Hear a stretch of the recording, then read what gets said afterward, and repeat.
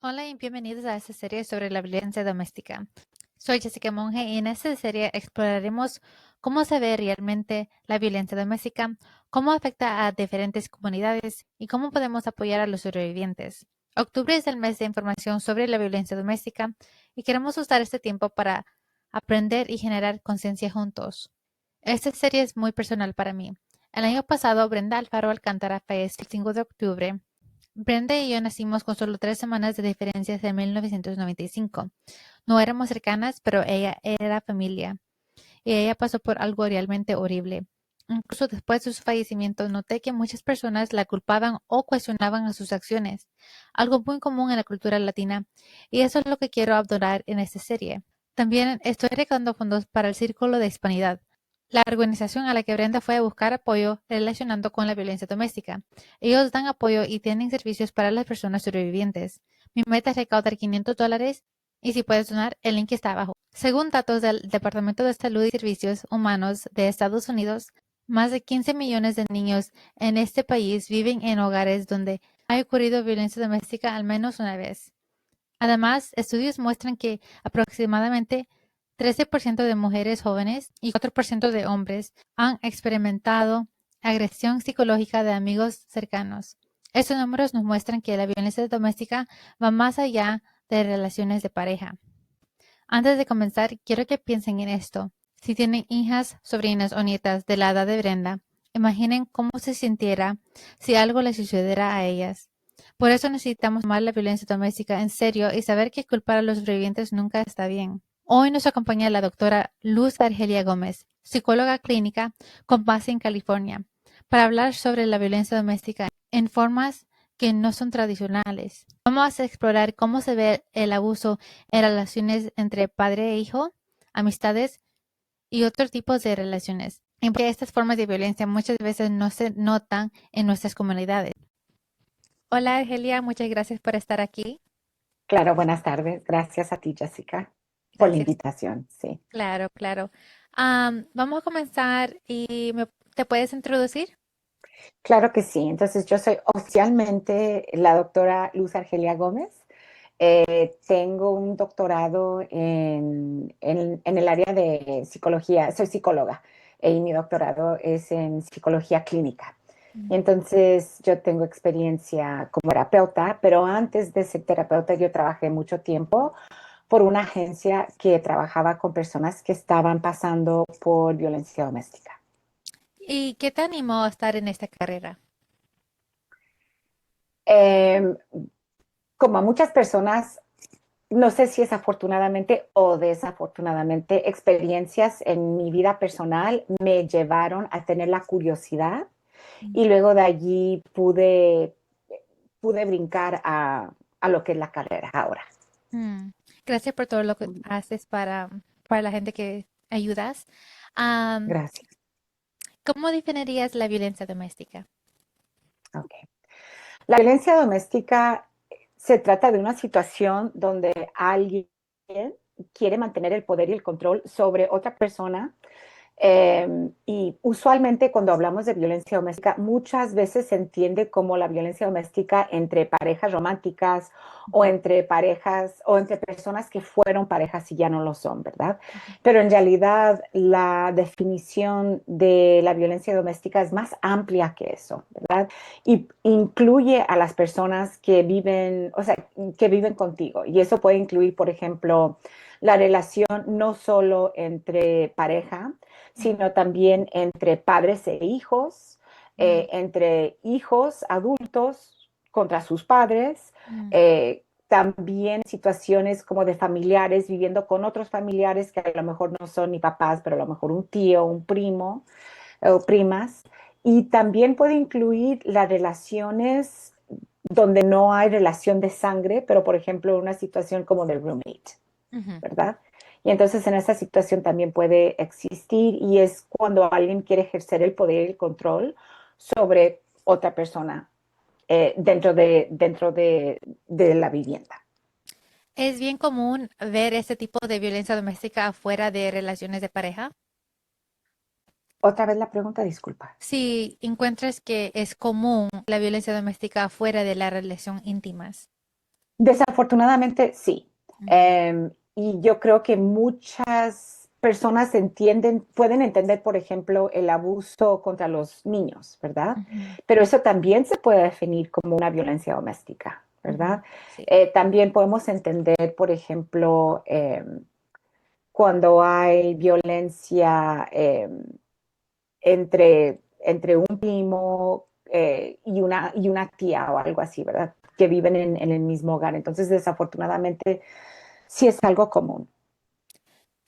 ¿Crees que lo puedes dar unos ejemplos en cómo se puede ver afuera de como solo el físico? Claro, entonces esto también, cuando pensamos en el impacto, cuando pensamos en cuáles pueden ser como los comportamientos de alguien que quiere ejercer poder y control sobre de alguien más, ¿verdad? Y Ujú, entonces puede ser todo lo que nos imaginamos dentro de una pareja romántica. Puede ser económico, puede ser emocional, puede ser físico. Y entonces, pero esto también, por ejemplo, puede manifestarse en como que somos roommates y yo te digo cuándo puedes meterte al refri y cuándo no. ¿Verdad? ujú, Entonces, somos roommates y yo te digo qué es lo que puedes hacer y qué es lo que no puedes hacer. ujú, Eh, Fuera de los acuerdos que tuvimos al iniciar la relación de roommate, ¿verdad? ujú, Puede ser que yo te niegue acceso al baño, y yo te diga solo puedes usar el baño dentro de estas horas, ¿verdad? ujú, Entonces es el control así. También puede ser, por ejemplo, la violencia física entre al padre e hijo menor de edad, ¿verdad? Entre padre e hijo ya mayor de edad también, ¿verdad? Que a lo ujú, mejor vive en la casa. Y también puede ser económico, exigiendo que alguien tenga que pagar por todo, ¿verdad? Exigiendo que se le entreguen cheques. ujú, eh, ¿Y qué más? Y psicológico, ¿verdad? Ira o demostraciones como de ira que salen de la nada, de rabia, ujú, y que uno diga, bueno, vivo aquí, pero me da miedo, ujú. porque no sé cómo se va a comportar mi tía, mi tío, mi roommate, etcétera. Muchas gracias por explicarlo y de esos ejemplos. Am, ¿Puede el abuso en relaciones de padres a hijos o amistades tener los mismos impactos o similares del abuso de pareja? Sí, cuando hablamos de los impactos, otra vez podemos pensar en los impactos psicológicos y en los impactos, o sea, el cuerpo, ¿verdad? Entonces podemos dañar el espíritu de alguien Ujú, o el cuerpo de alguien, ¿verdad? Y sí puede tener los mismos efectos. Puede, por ejemplo, causar daño físico si la violencia es física, ¿verdad? También puede ocasionar miedo, que es algo, ansiedad, depresión, que son cosas que también se ven cuando hay violencia entre parejas, ¿verdad? O la violencia íntima, en relaciones íntimas. Entonces, claro, puede ocasionar daño físico, daño emocional también, el aislamiento que vemos seguido en las parejas, en la violencia íntima también se puede ver en las amistades, ¿verdad? Eres mi amiga, entonces si eres mi amiga no puedes ver a nadie más, ¿verdad? Porque eres mi amiga. Y si sales con alguien más, entonces eso es como me estás siendo infiel como amistad, ¿verdad? ujú, Entonces, eso puede causar aislación, puede causar eh, que uno, sí, shame, no sé, vergüenza, ujú. pero no es vergüenza, entonces no sé cómo se diga. Shame no tiene buena traducción al No, español. ya, sí. Ya, Yo te ujú, entiendo, sí, pero no tiene buena traducción. no. Am, ya, yo creo que es bien importante explicar esas o dar ejemplos de eso porque a veces se normaliza un poco, ¿verdad? Creo que sí se normaliza y especialmente cuando uno dice, bueno, somos amistades o somos amigas o la quiero mucho, no sé por qué se está portando así, será que ella está pasando por mal momento o lo que sea. Y Ujú, muchas veces sí se normaliza y sin que nosotros mismos tomemos la base dentro de nosotros mismos. Qué es lo que está pasando dentro de mí, ¿verdad? ¿Qué es lo que ese comportamiento ocasiona en mí, ¿verdad? Ujú. Otra cosa que se me ocurre es que aquí uno puede, por ejemplo, perder el trabajo por algo así, ¿verdad? Y Mm, entonces esto es muy importante. Si alguien te está, llame al trabajo, o si te sientes tan mal o con miedo, ¿verdad? Entonces dices, si salgo, si me cierran la puerta con candado, yo no tengo la llave de ese candado, no puedo entrar. ujú. Entonces no puedo salir. Entonces pueden haber circunstancias muy serias también. Se pone bien complicado, ¿verdad? Se puede poner muy complicado, sí. Ujú, sí. ¿Cómo, cómo hacen las normas culturales o comunitarias que este tipo de abuso sea más difícil de reconocer o denunciar? Yo creo que las normas culturales tienen mucho que ver con todo esto, ¿verdad? Y especialmente si estamos hablando, por ejemplo, cuando la violencia existe dentro de un hogar donde existan relaciones por sangre, ¿verdad? Ujú. Ya sabemos que muchas veces se dice, no, no, no, lo que pasa aquí no hablamos afuera, lo que pasa aquí se queda en casa, Ujú. ¿verdad? Y entonces yo creo que esa es una de las normas a veces que es como crea como un bloqueo para nosotros poder buscar la ayuda que se necesita, ¿verdad? Otra cosa que se me viene en mente es la idea de la religión, ¿verdad? Que También. mucha gente o es religiosa o aunque no sea religiosa, las ideas de la religión se quedan dentro de nosotros, ¿verdad? Y entonces algo como a los padres se respetan siempre, ¿verdad?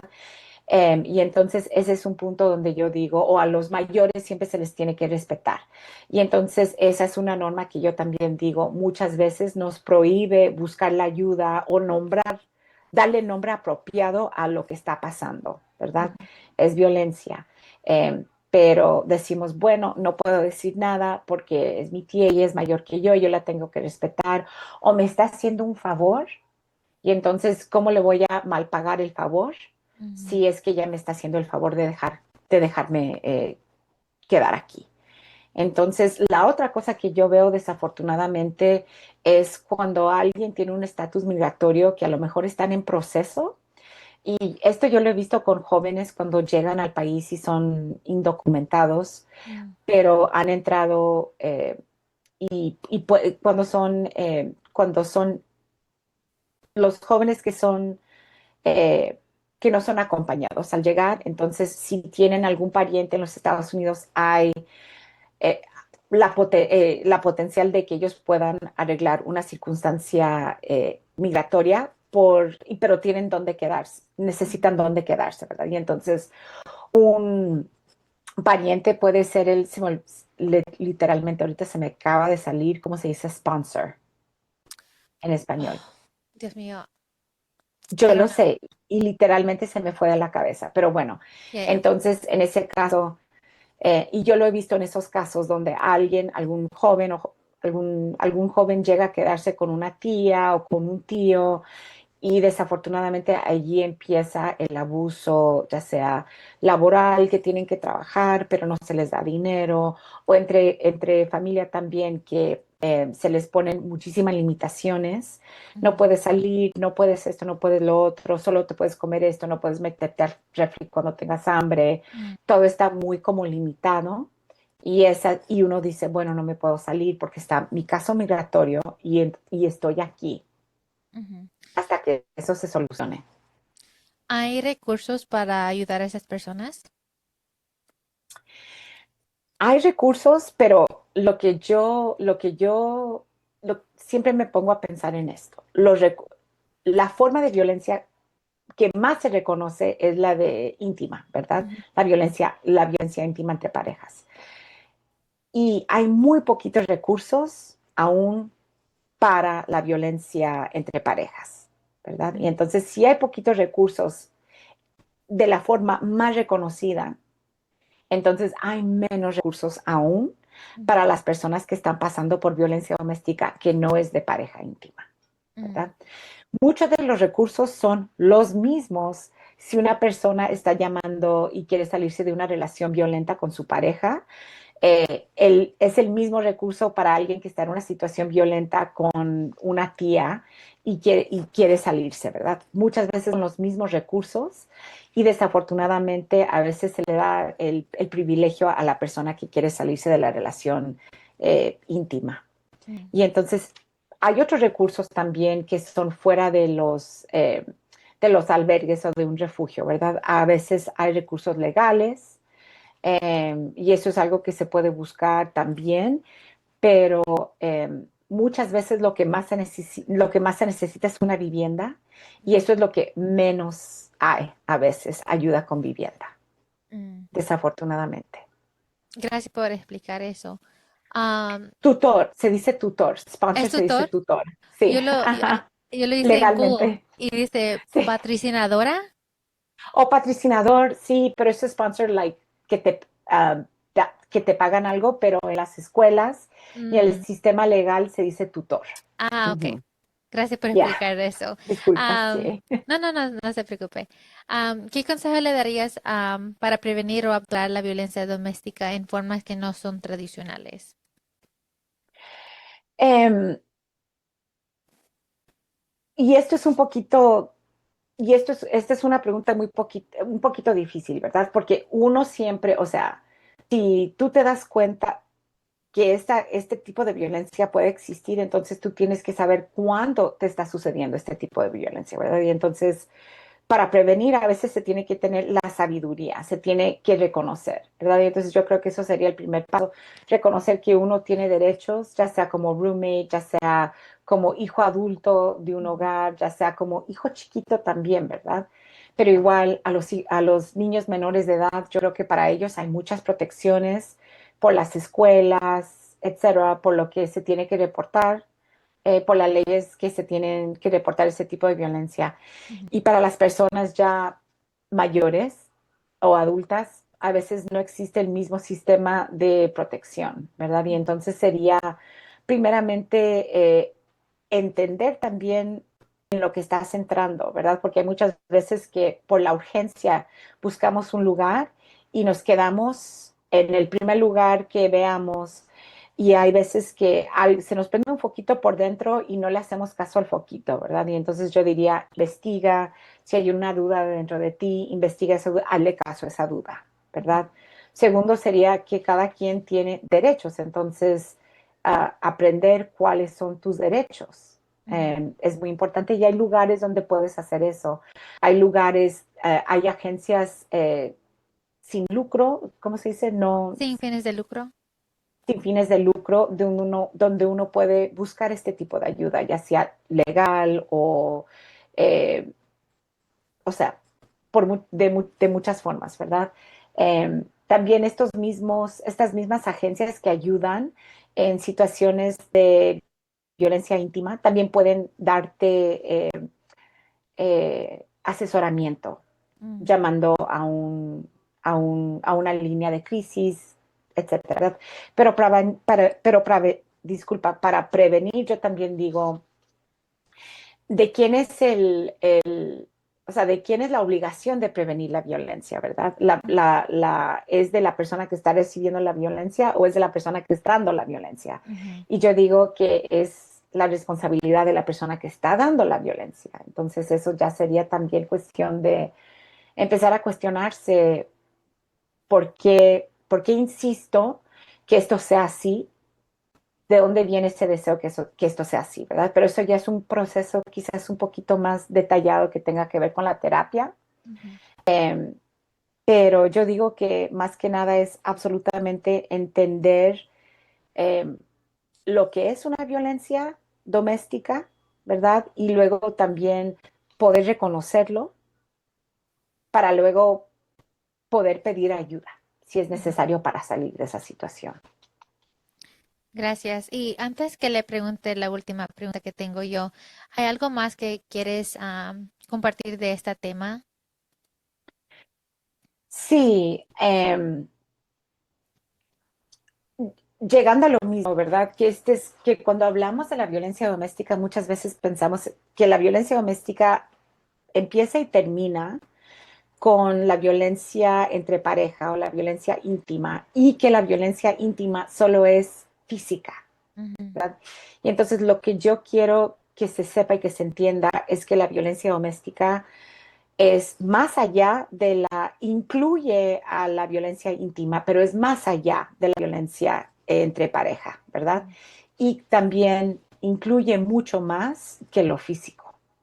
Incluye maltrato, incluye las prohibiciones, o sea, que te prohíban algo, incluye reglas súper estrictas que no tienen sentido, o sea, es el intento de querer controlar a otra persona. Ujú. Muchas gracias. Y pues, ¿cuál es un consejo que le darías a una persona que está viviendo violencia doméstica y los está escuchando ahora mismo?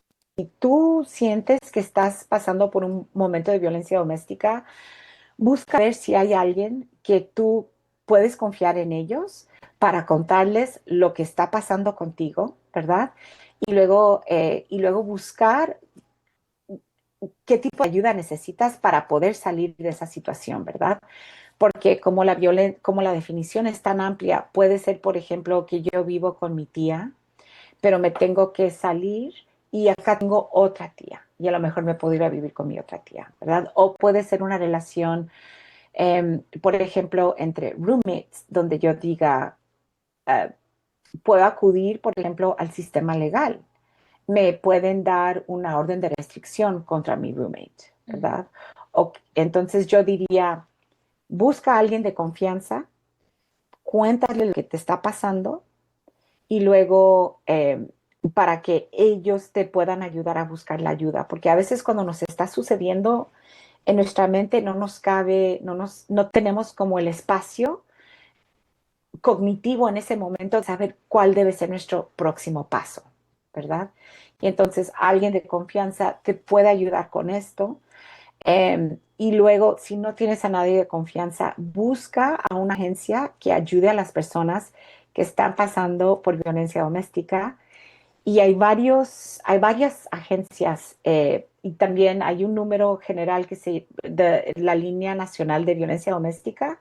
Tú puedes llamar a esa línea y ellos te conectan directamente con alguien de tu área y allí también les puedes contar lo que te está pasando para que ellos te den algún asesoramiento y te digan cuáles son las opciones tuyas. Muchas gracias, Argelia, por ese consejo y por todas las respuestas que me has dado hoy. Yo sé que le va a ayudar a alguien que está escuchando.